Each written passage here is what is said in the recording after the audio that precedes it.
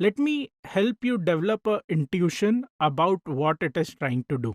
And in order to do that, let me take you through a very interesting example or a very interesting competition which we do at times at our office, where you have a paper ball. So you have converted paper into a ball and you have to throw that into a basket. Right, so each of us take turn in order to do that, and whoever is able to do it first actually wins the competition. Now, in order to do this, what would you do? So, assume you are playing this game.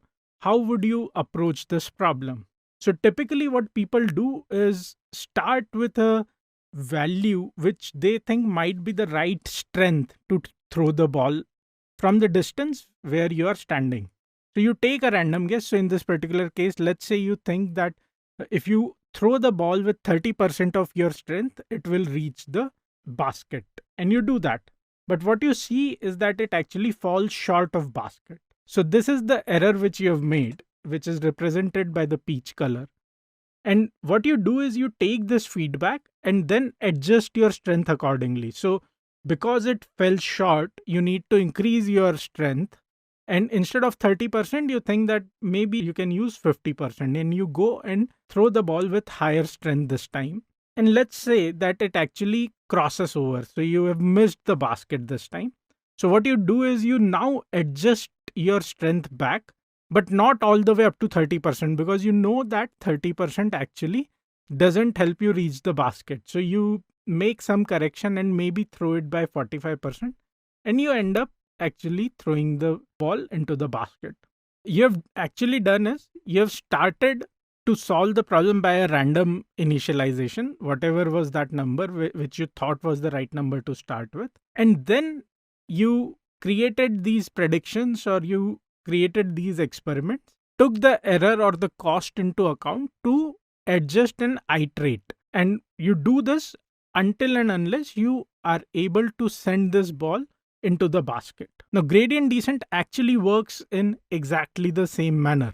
So what it does is it is basically optimization technique which helps you find the minimum error. And the beauty about this technique is you can actually start at any point. So similar to the problem where you can start with any percentage of strength, you can start at any point in this curve for a particular value of beta, but you continue to update your beta and iterate over it. So the errors are minimized by working iteratively towards the point where your errors are minimized.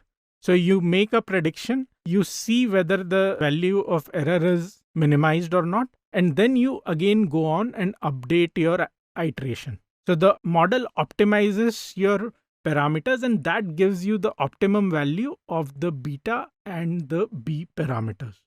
And this process goes on iteratively until the model converges to the minimal cost. Now that you have an intuition about how gradient descent works, let's see how gradient descent can help us in linear regression and how it helps us find the right values of beta and B.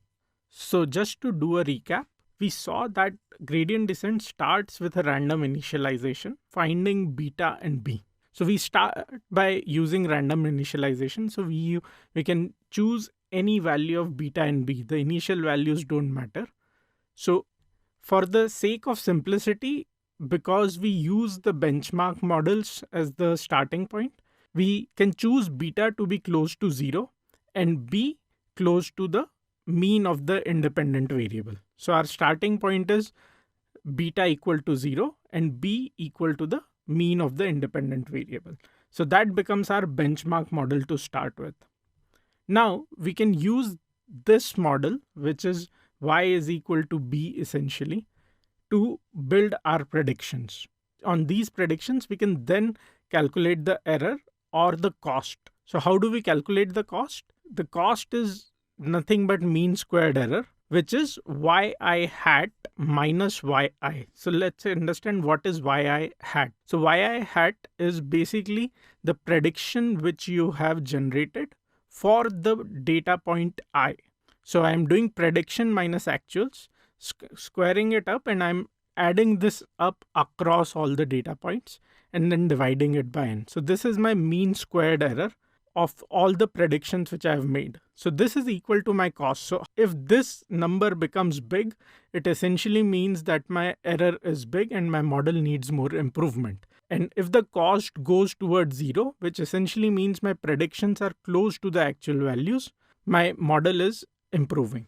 So that makes sense. So we then go ahead.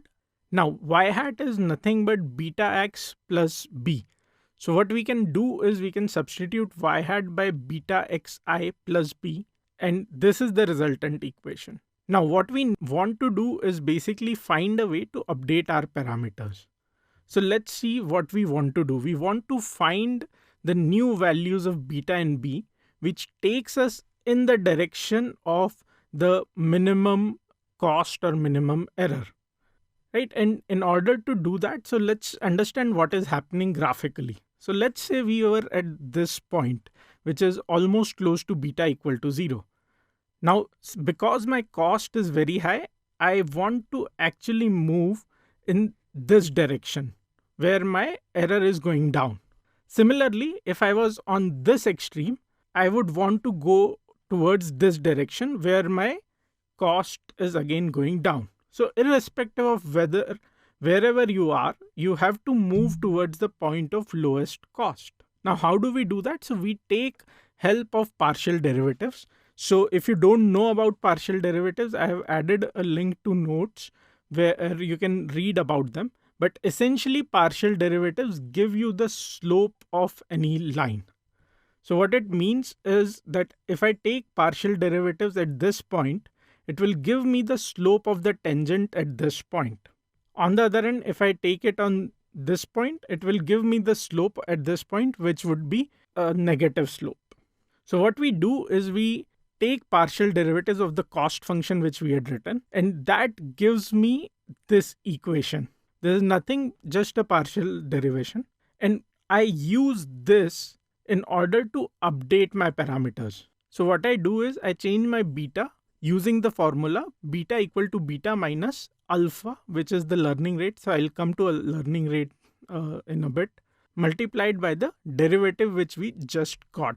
Now, so let's understand what we are doing. So let's take a case when we are on this part of the curve. So when we are on this part of the curve, my tangent would be in this direction or the slope would be positive.